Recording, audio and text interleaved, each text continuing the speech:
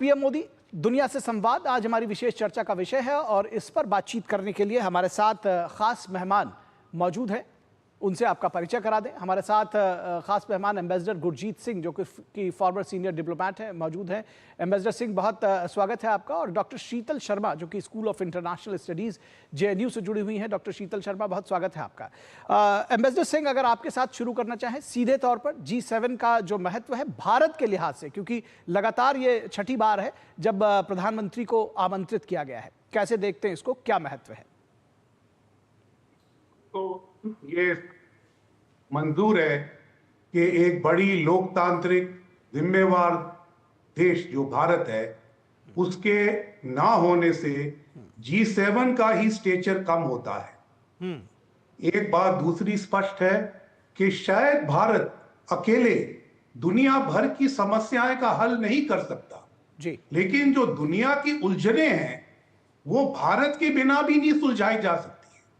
इसलिए भारत का वहां होना और लोगों के साथ बातचीत करना बहुत जरूरी है जी। इस समय G7 को यह देखना है कि उनकी खुद की एकता और केंद्रीयता पे सवाल उठाए जा रहे हैं जी। वो एक बहुत बड़ी शक्ति होते थे, लेकिन अब जो उनके वैल्यूज थे वो तो दुनिया मान ही नहीं रहा है। दुनिया में ये लोग इकोनॉमिक प्रोस्पेरिटी का प्रचार करते थे, दुनिया में तो जगह जगह जंग चल रही है।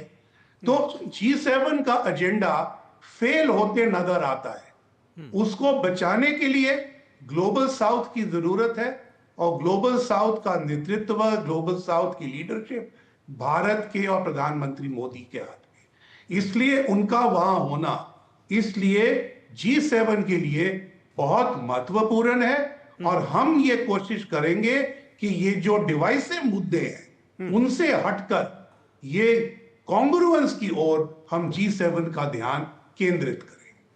जी, डॉक्टर शीतल शर्मा, अब आपसे अगर हम जानना समझना चाहें, एक तो G7 यानी कि इस बार का जो एजेंडा है, क्योंकि युद्ध की छाया इस पर साफ तौर पर देखी जा रही है। जिस तरह से अभी खबरों में हमने बताया कि ट्रंप बीच में इसको छोड़कर चले गए हैं, किस तरह से आप देखती हैं इसका एजेंडा और इसके आउटकम, क्या क्या उम्मीद की जानी चाहिए इससे?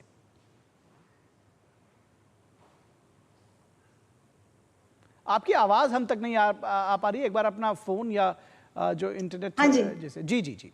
अब आप मुझे सुन पा रहे हैं? जी। G7 में भारत की जो भूमिका है वो बहुत ही स्पष्ट है और बहुत ही महत्वपूर्ण है। इसके 4 बिंदु मैं पहले आपके सामने रखना चाहूंगी। पहले तो इससे भारत का डिप्लोमेटिक प्रोफाइल बढ़ने वाला है। वो सिर्फ वर्तमान में नहीं, वो फ्यूचर में भी बढ़ने वाला है। जैसा अभी एम्बेसडर सर बता रहे थे कि इसमें G7 जो है वो एक विकसित देशों का एक समूह है।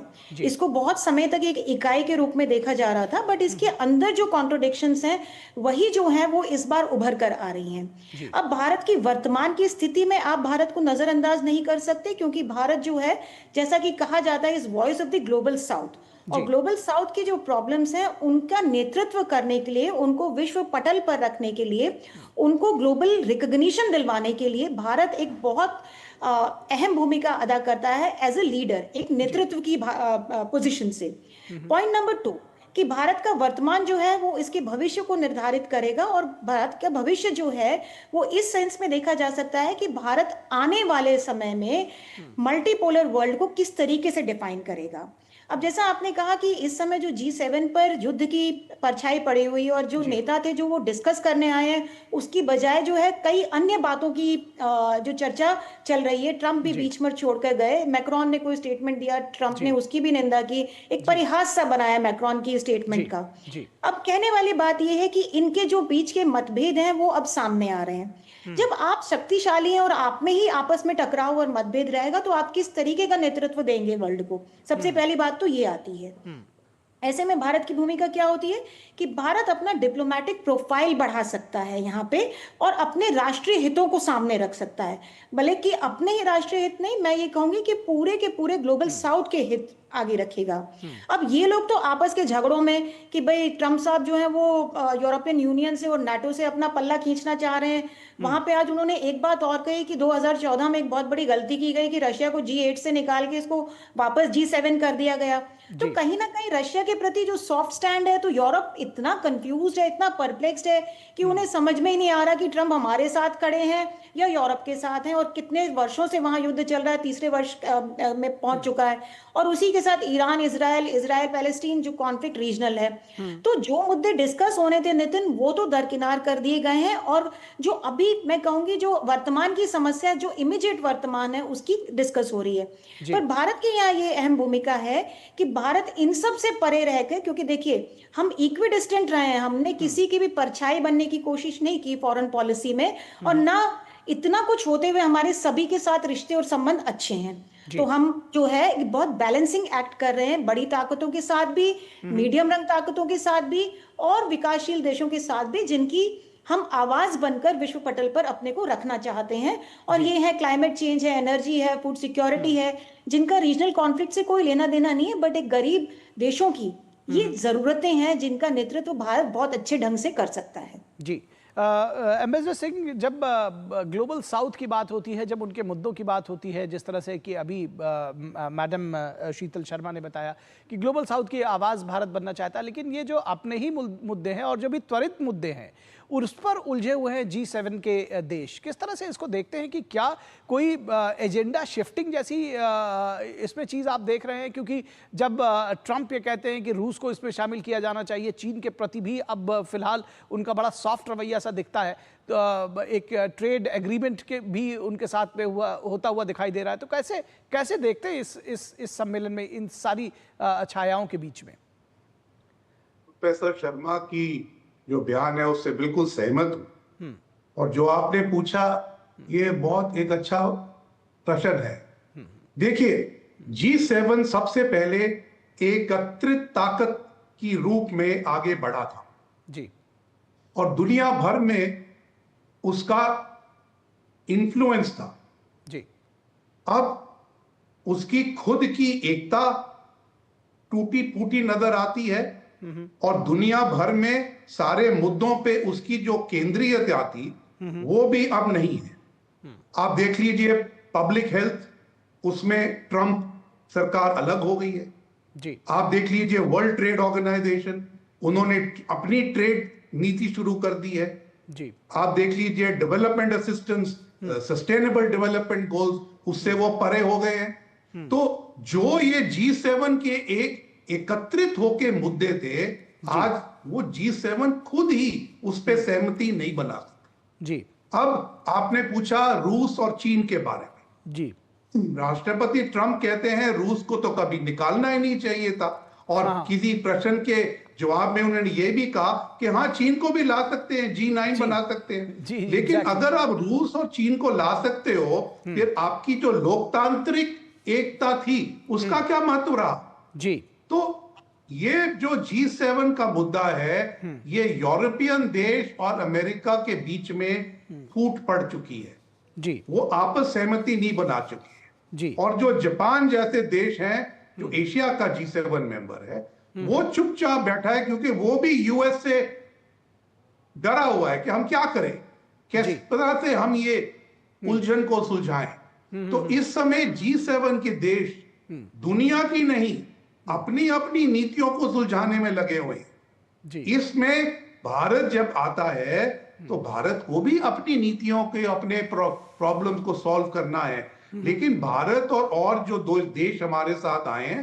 हम ज्यादातर ब्रिक्स के मेंबर्स हैं जी। अब मेक्सिको, ऑस्ट्रेलिया और कोरिया, ये 3 गेस्ट को छोड़ दीजिए, जो बाकी गेस्ट हैं वो सारे ब्रिक्स के मेंबर्स हैं। तो पिछले 2-3 साल में आप देखिए कि जो G7 गेस्ट है वो ज्यादातर G7 के साथ नहीं ब्रिक्स के साथ जुड़ रहे हैं, क्योंकि वहां पर उनकी आवाज बुलंद ही नहीं बराबरी से निकलती है। G7 हम लोगों को बराबरी की आवाज देगा, हम उसको सुनेगा, तो हम मुद्दे में अपना शामिल होना स्वीकार करेंगे। जी बिल्कुल, ये एक बड़ा सवाल है कि अगर वो बराबरी की बात कहेगा तो हम अपने उस मुद्दे में शामिल होने की बात कहेंगे। डॉक्टर शीतल, जब हम ग्लोबल साउथ की प्राथमिकताओं की बात करते हैं, आपको लगता है कि ये दरअसल अभी जो वार्ता का मुद्दा है उसमें जो ग्लोबल साउथ की प्राथमिकताएं जिनकी भारत बात करता है, चाहे वो जलवायु परिवर्तन हो, चाहे वो ऊर्जा सुरक्षा की बात हो, प्रौद्योगिकी की बात हो, आर्थिक सुरक्षा की बात हो, ये सारी चीज़ें जो हैं वो इंक्लूड की जानी चाहिए और सुनी जानी चाहिए। ठीक है कि अभी अशांति स्थापित करना एक बड़ी चीज़ है, लेकिन बावजूद उसके ये क्योंकि सबसे ज़्यादा जो सफरर्स हैं वो ग्लोबल साउथ ही है इस पूरी अशांति का। नितिन, कहीं ना जो मीटिंग की टाइमिंग ऐसी रही है, या आप कह दीजिए कि रीजनल कॉन्फ्लिक्ट्स की टाइमिंग ऐसी रही है कि सारा का सारा एजेंडा डिरेल हो गया है। जी। अब डिरेल हो गया तो इसको दो नजरों से देखते हैं। पहले तो ग्लोबल साउथ जो है वो ग्लोबल नॉर्थ पे बहुत डिपेंडेंट इस सेंस में है कि वहां से फाइनेंशियल असिस्टेंस है, डेवलपमेंटल एड है, एनर्जी है, टेक्नोलॉजी है, क्लाइमेट चेंज के जो क्रिटिकल एनर्जी ग्रीन टेक्नोलॉजीज हैं उन पे डिपेंडेंट है। उसके अलावा यहाँ की food security, climate change induced जो माइग्रेशन है, बहुत से ऐसे मुद्दे हैं जहाँ पे जो डेवलपिंग कंट्रीज है या ग्लोबल साउथ की कंट्रीज हैं, they look up to global north कि भाई हमें यहाँ से टेक्नोलॉजी मिलेगी, यहाँ से फाइनेंसिंग मिलेगी। पर आप देखिए कि जैसे ग्लोबल नॉर्थ में या G7 में जो दरार पड़ रही है, दरार किस लिए पड़ रही है? जैसे एक मुद्दा तो क्लाइमेट चेंज का है जिसको ट्रंप ने दरकिनार कर दिया, दूसरा डिजिटल पॉलिसी, डिजिटल फ्रेमवर्क्स को उनको उन्होंने दरकिनार कर दिया, तीसरा अब जो मुद्दा है जो नाटो की अम्ब्रेला में थे तो उन्होंने कहा कि भाई G7 के मेंबर्स जो हैं वो अपना डिफेंस बजट 5% करें। नाटो में तो 2% के लिए था ही, तो उन्होंने कहा 5% करो, तो उसमें भी उनका हाहाकार मच रहा है। अब जब देखिए, जब ये आपस में ही इतना कॉन्फ्लिक्ट लेकर जा रहे हैं तो ये दूसरों की क्या आप समझिए सहायता करेंगे।